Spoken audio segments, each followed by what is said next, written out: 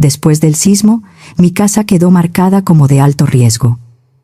Llamé a mis papás para pedirles refugio con mi hija de 5 años. Mi mamá me dijo: «Tú puedes quedarte, Verónica, pero la niña no. No tenemos espacio para ella». Lupita se soltó a llorar. Yo no. Solo dije: «Entendido». 3 días después, empezaron a arrepentirse.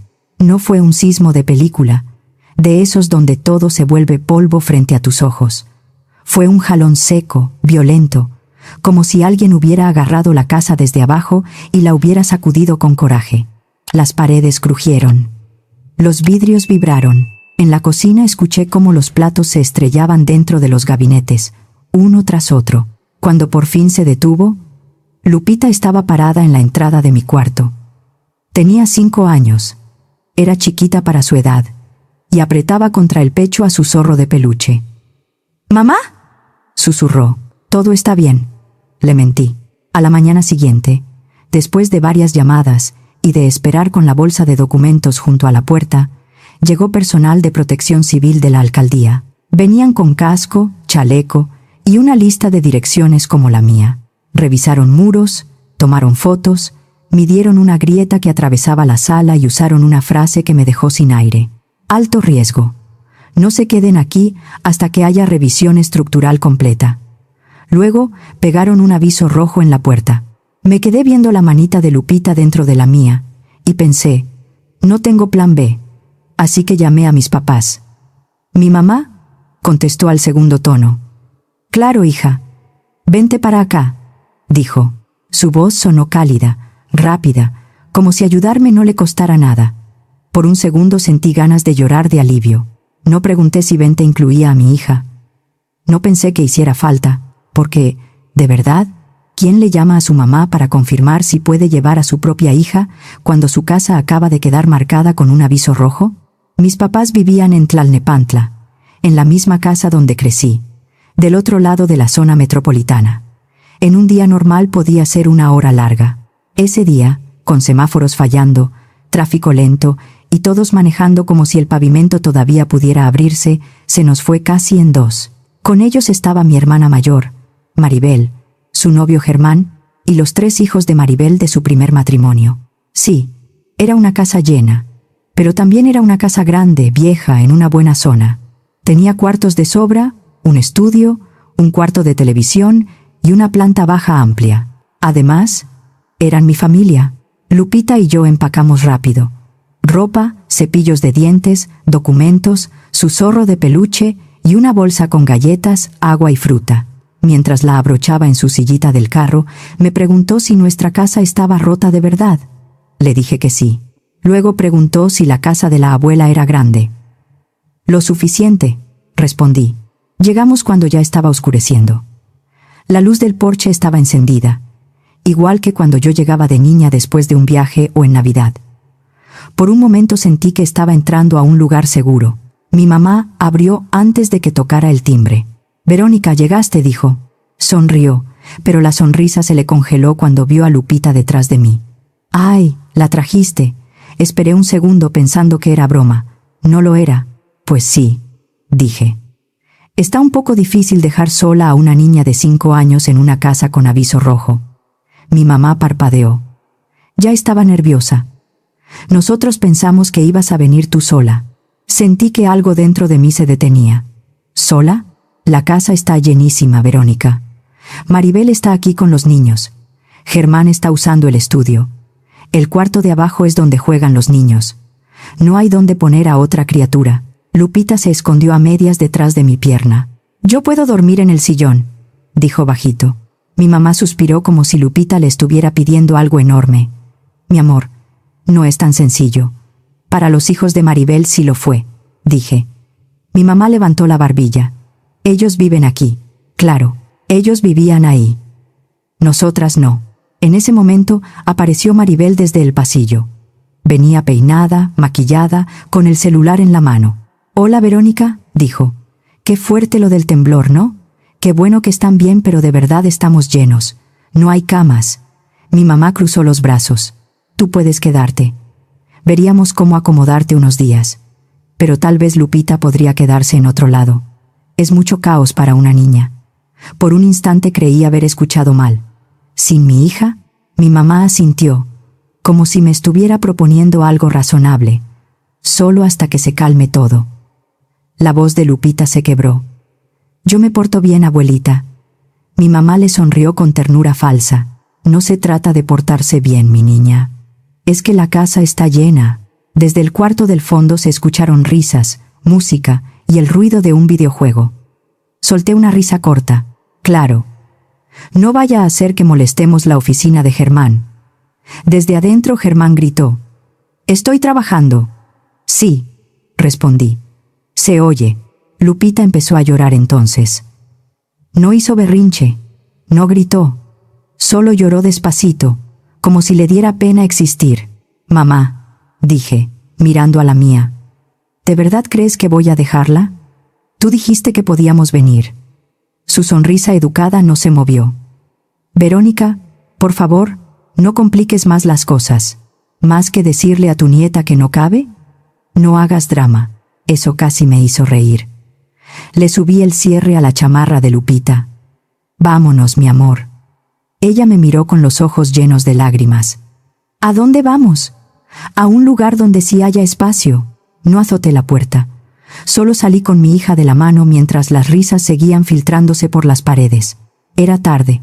Lupita estaba agotada y tomé el primer hotel barato que encontré cerca de una avenida grande, de esos donde nadie pregunta demasiado. Letrero de neón, recepción con vidrio rayado, una señora detrás del mostrador que apenas levantó la mirada.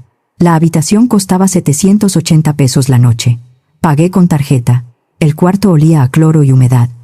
Tenía 2 camas, una pantalla vieja en la pared y una grieta delgada en el techo que partía la pintura en 2. Lupita se hizo bolita en una de las camas y se quedó dormida antes de quitarse los tenis. Yo me senté en la otra y miré esa grieta hasta que amaneció. Cerca de las 3 de la mañana, Lupita murmuró dormida. «Vamos a volver a la casa pronto». «Pronto», le dije. Me quedé despierta oyendo pasar camiones por la avenida. Cada vibración me hacía tensar el cuerpo. Era como si la tierra me recordara que no todo había terminado de moverse. Ella lloró. Yo no, solo dije. «Entendido». 3 días después de aquella puerta cerrada, el primer requerimiento legal llegó a esa casa. Y entonces sí empezaron a entender. Durante años, creí que había crecido en una familia normal. Jardín cuidado, perro, fotos de Navidad, todo muy ordenado por fuera. Pero si alguna vez fuiste la hija de sobra dentro de tu propia casa, sabes de qué hablo cuando digo que siempre hay una favorita y nunca eres tú. En mi familia, la favorita era Maribel, 2 años mayor que yo, más alta, más ruidosa, más segura. De esas niñas que podían romper una lámpara y terminar escuchando que tenían demasiada energía. Una vez me castigaron por estar respirando muy cerca de su maqueta de ciencias. Mi mamá decía que Maribel y yo éramos diferentes tipos de niñas. Mi papá decía que Maribel era la que iba a llegar lejos. Supongo que yo era el otro tipo. Aprendí muy pronto a hacerme pequeña. Mi cuarto, si se le podía llamar cuarto, era una antigua zona de lavado adaptada. Era mío porque, según mi mamá, yo no necesitaba tanto espacio. Los trofeos de Maribel estaban en el pasillo. Sus amigas cruzaban por mi cuarto para salir al patio. Yo dormía con audífonos para fingir privacidad. Cuando creces así, aprendes a no pedir mucho, a no estorbar, a no causar problemas. Por eso, cuando a los 17 me dieron una beca completa para estudiar en otra ciudad, empaqué sin soltar una sola lágrima. Recuerdo que mi mamá me abrazó en la puerta y me dijo al oído: «Estamos orgullosos de ti». Lo dijo como quien pide perdón sin admitir nada. La universidad fue el primer lugar tranquilo donde viví.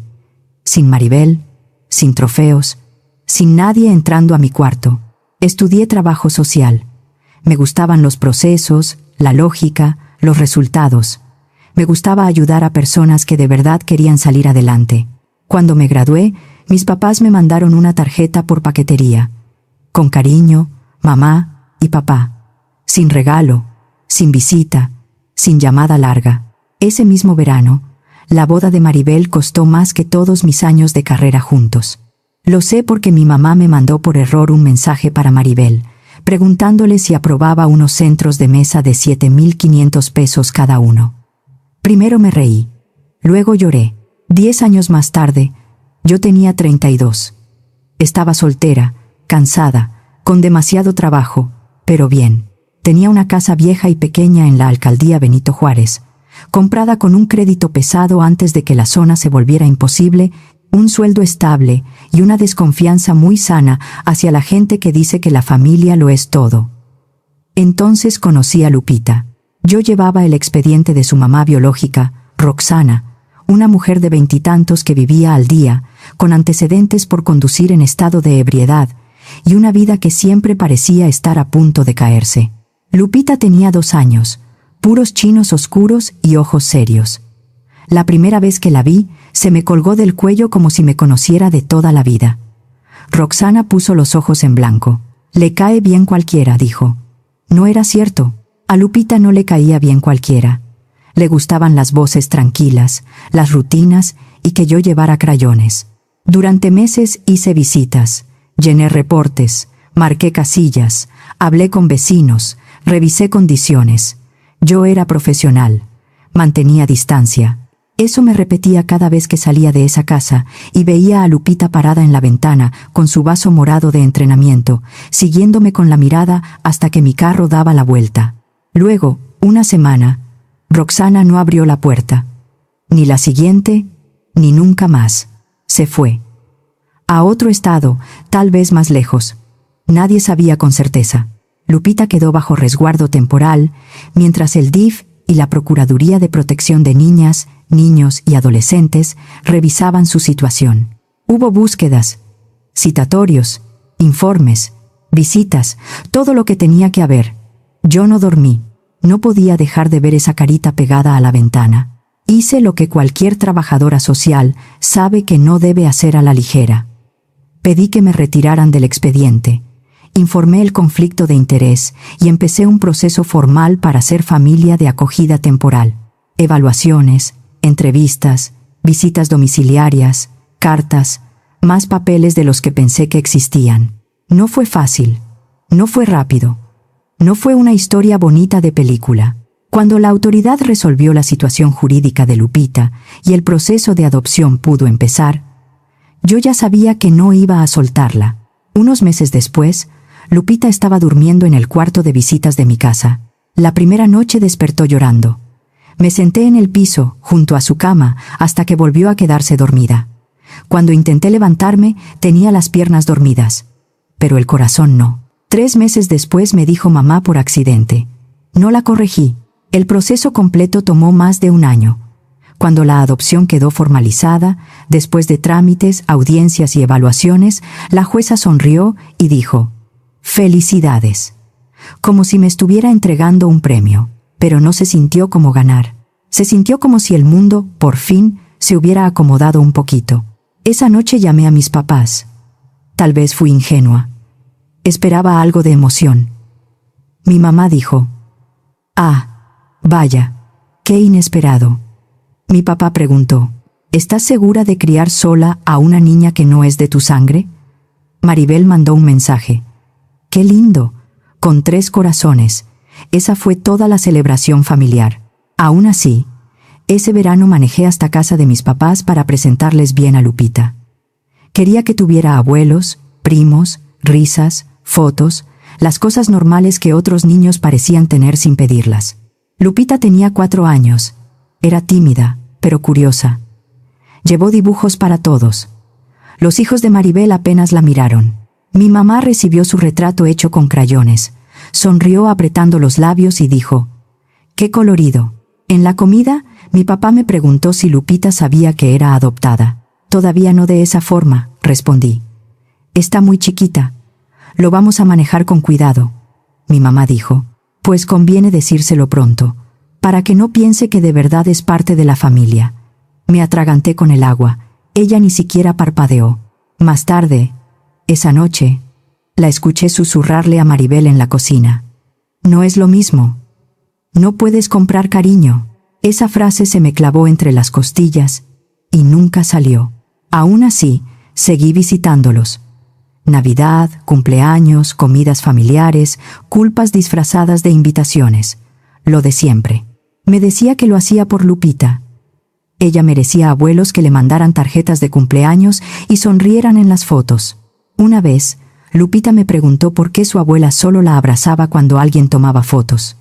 Le dije, es que la abuela es un poco penosa. Volví a mentir. Para cuando Lupita cumplió 5, ya no pedía ir a verlos. Debí entenderlo entonces. Pero soy trabajadora social. Parte de mi oficio es creer que la gente puede cambiar. No dormí aquella primera noche en el hotel. La grieta del techo parecía moverse todavía, y yo seguía esperando otra sacudida. Al amanecer tomé una decisión. No iba a volver a rogarle espacio a nadie. Lupita estuvo callada durante el trayecto. Cada vez que pasábamos una gasolinera, preguntaba si ya casi llegábamos a casa. Yo no tenía corazón para decirle que todavía no teníamos una. Llamé a Rebeca, una colega con la que había trabajado durante años. Lupita iba dormida atrás cuando le conté todo. Rebeca se quedó en silencio unos segundos. Luego dijo, «Verónica, no empaques nada más. Vente a mi casa. Tengo un cuarto libre. Paola va a estar feliz de tener otra niña cerca». Así era Rebeca. Ayudaba sin cobrarte la ayuda. Esa misma tarde, después de cruzar media ciudad con tráfico pesado, Lupita y yo estábamos en su puerta, en Coyoacán. Su casa olía a café y jabón limpio. Paola, su hija de 8 años, salió descalza, sonriendo. «Hola, ¿quieres ver mi cuarto?». Lupita asintió, y así, sin discursos, desapareció dentro de un lugar seguro. Rebeca me puso una taza en la mano. «Quédate el tiempo que necesites». No supe hasta ese momento cuánto había esperado que alguien me dijera exactamente esas palabras. Por primera vez en días, Lupita durmió toda la noche. Yo no. Mi cuerpo estaba tranquilo, pero mi cabeza corría en círculos. Yo sabía que era dueña de una tercera parte de la casa de mis papás. Mi abuelo materno había dejado una tercera parte para mí, una tercera parte para Maribel y la otra tercera parte para mis papás. Estaba en la escritura. Siempre lo supe, pero nunca lo usé. Nunca lo sentí mío. Para mí era la casa de la familia, algo intocable. Pero después de que me dijeron que mi hija no podía cruzar esa puerta, algo se rompió dentro de mí. Y no tuvo nada que ver con fallas estructurales. A la mañana siguiente, en la mesa de Rebeca, revisaba papeles del seguro y correos de la alcaldía cuando una idea se volvió sólida. Si yo no tenía un cuarto en esa casa, ¿por qué seguía pagando por ella? Porque yo depositaba 3,800 pesos cada mes para el fondo familiar de la casa, servicios, reparaciones, predial, agua y lo que mi mamá dijera que hacía falta. Puntual. Una cuota para seguir siendo aceptada a medias. Abrí la aplicación de mi banco y cancelé la transferencia programada. Un toque. Listo. Por primera vez en años, no les mandé dinero. Entonces vino la siguiente pregunta. ¿Y ahora qué? Abrí la computadora. Busqué una abogada especialista en propiedad y copropiedad en el Estado de México y agendé una cita para el día siguiente. Cuando se lo conté a Rebeca, no intentó detenerme. Solo dijo, ya era hora. La abogada se llamaba Dolores Sandoval. Tendría unos 50 años. Sería, tranquila, de esas personas que no necesitan levantar la voz para que uno entienda que sabe lo que hace.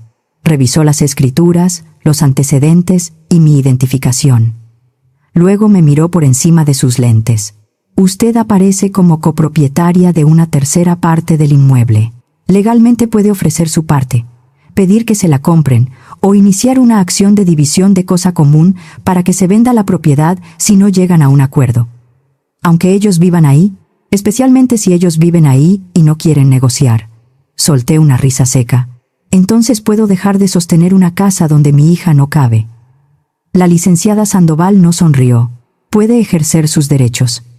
Eso es distinto, pero sí, es legal. Eso era todo lo que necesitaba. Le pedí que avanzara. Esa misma tarde preparó un requerimiento extrajudicial con acuse. Cuando salí de su oficina, el mundo se sentía más claro. 3 días después de que mi mamá le cerró la puerta a Lupita, el requerimiento llegó. Formal, frío, correcto. No los llamé. Ya había hablado suficiente en esa puerta. Mi teléfono sonó la noche siguiente. Mamá. Por supuesto, contesté. Hola, mamá. Ella nos saludó. ¿Qué hiciste? Ejercí mi derecho sobre la casa. Verónica, esta carta. ¿Vas a vender la casa? ¿Nuestra casa? Nuestra, repetí. Qué curioso pronombre. Al fondo escuché la voz de Maribel. Está haciendo esto por esa niña. Esa niña tiene nombre, dije. Mi mamá explotó. No puedes hacerle esto a tu familia. Creo que mi familia ya me lo hizo a mí. Entonces escuché a mi papá. Su voz sonó cansada, intentando parecer razonable. Hija, piensa bien lo que estás haciendo. Tú creciste en esta casa.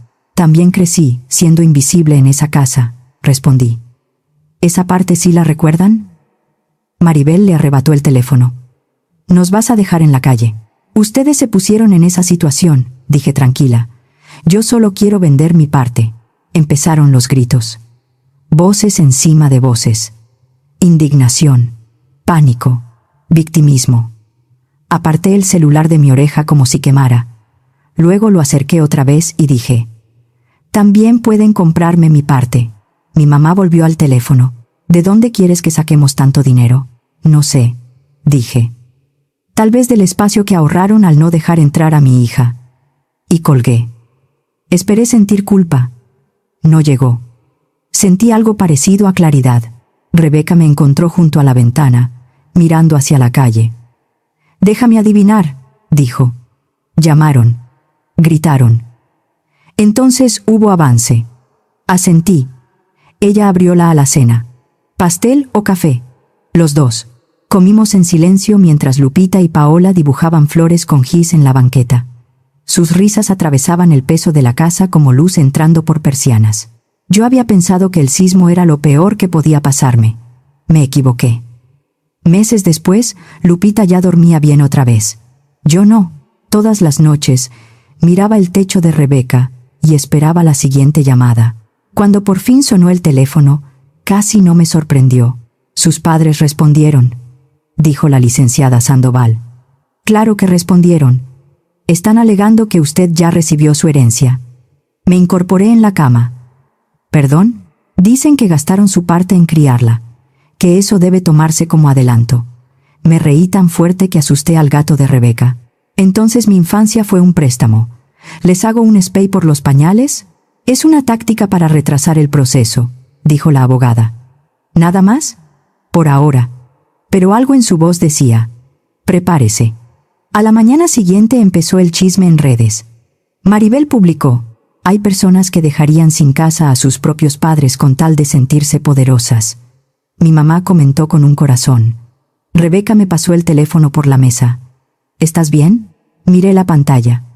Docenas de personas opinando sin haber estado en esa puerta viendo llorar a mi hija. No voy a contestar, dije. Mejor. Me dije que no me importaba. Luego imaginé a Lupita leyendo eso algún día y se me cerró la garganta. A la gente le encanta encontrar una villana fácil.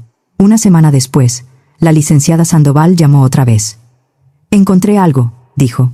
Le conviene sentarse. Ya estoy sentada. Dígame. Hay una hipoteca sobre la propiedad. Una fuerte. Sé que pidieron un crédito hace años. Usted aparece como firmante. Sentí frío en los brazos. ¿Yo qué? Le acabo de mandar el expediente. 3 segundos después llegó el correo. Abrí el archivo. 4 firmas. Mi mamá, mi papá, Maribel, yo. Excepto que mi firma no era mía.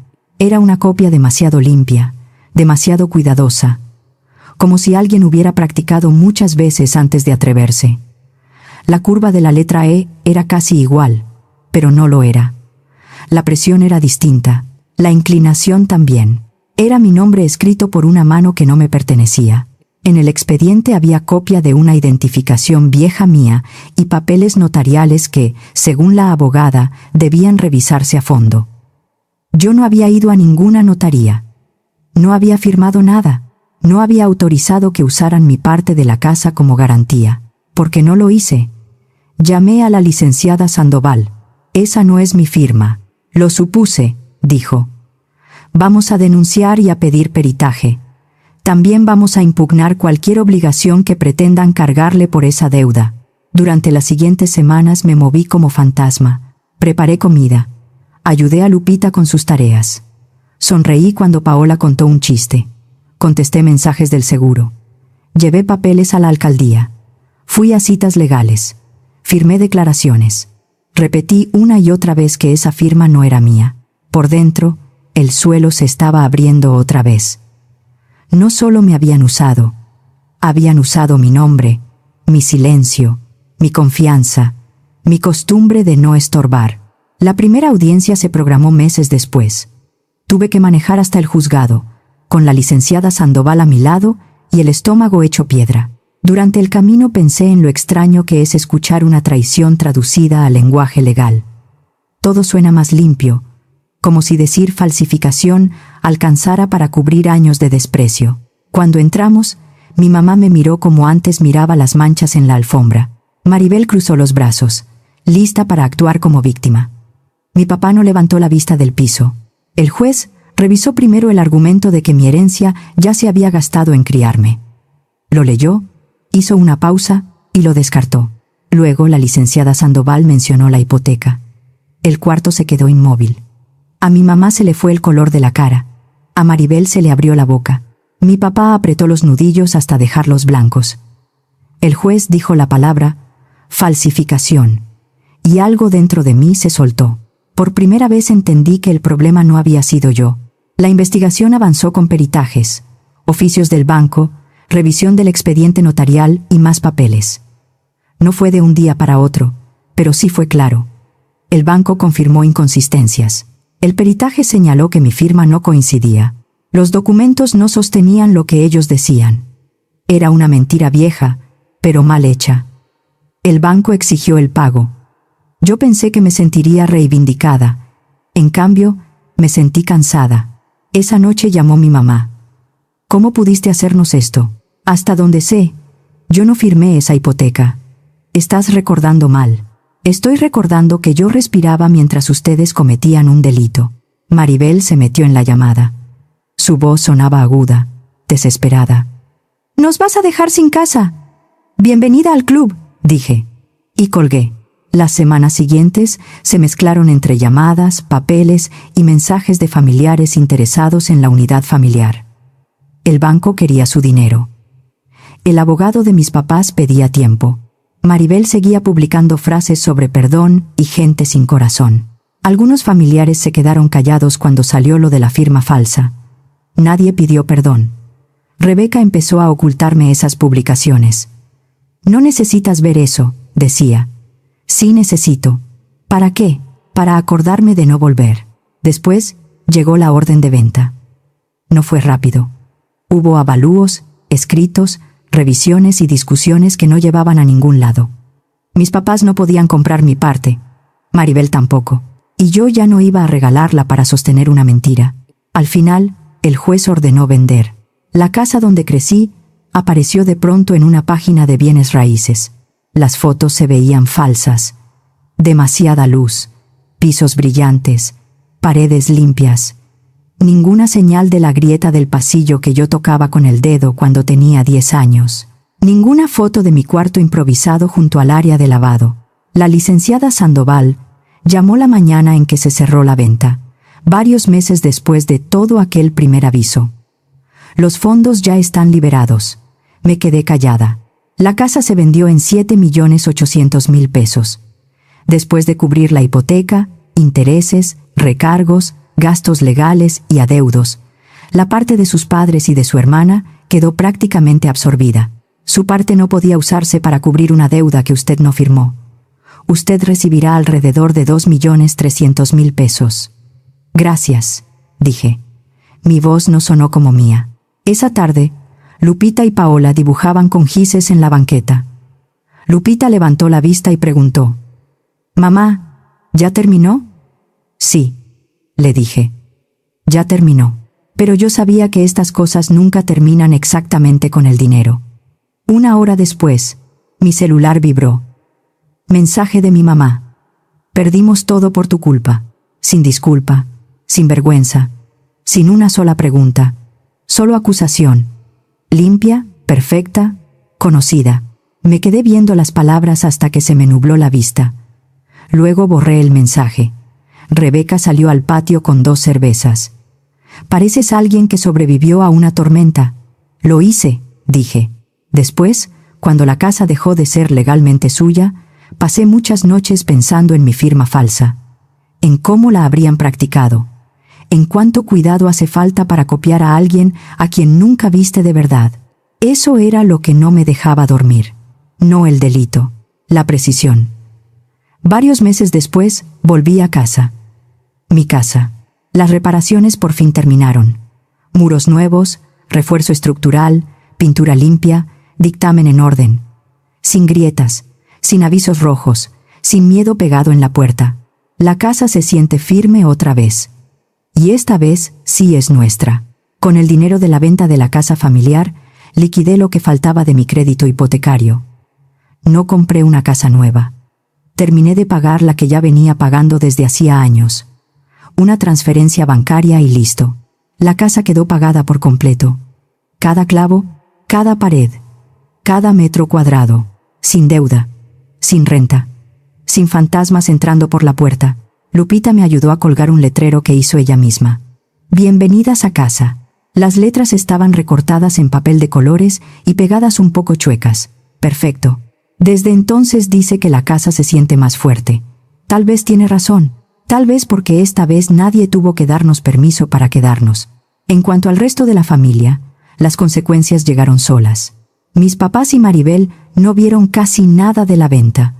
Su parte se fue directo al banco para cubrir la hipoteca, intereses, gastos y todo lo que intentaron esconder durante años.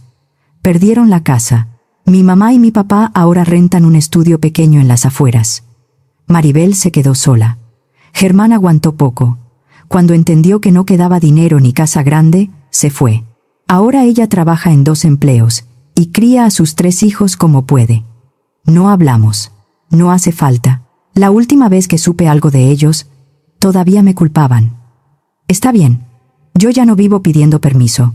Es extraño lo silenciosa que se vuelve la vida cuando se va el ruido.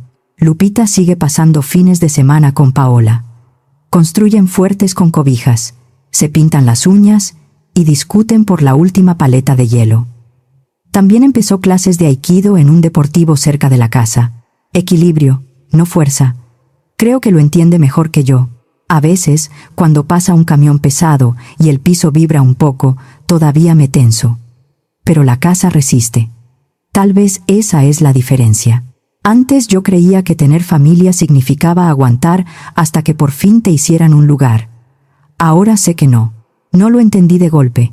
Lo entendí después, ya en mi casa reparada, viendo a mi hija dormir sin preguntar si cabía en algún lado. Hay familias que no te corren con gritos. Te van haciendo chiquita de a poco, hasta que tú misma empiezas a pedir permiso para existir. Y poner un límite no siempre se siente noble. A veces se siente frío, incómodo, como si una estuviera fallando. Pero no era falla cuidar a mi hija. No era crueldad dejar de pagar por una casa donde ella no era bienvenida. Hay puertas que una no cierra por orgullo. La cierra porque del otro lado ya le enseñaron demasiado a una niña que no merece aprender a hacerse menos. Esta casa sigue de pie. Y nosotras también.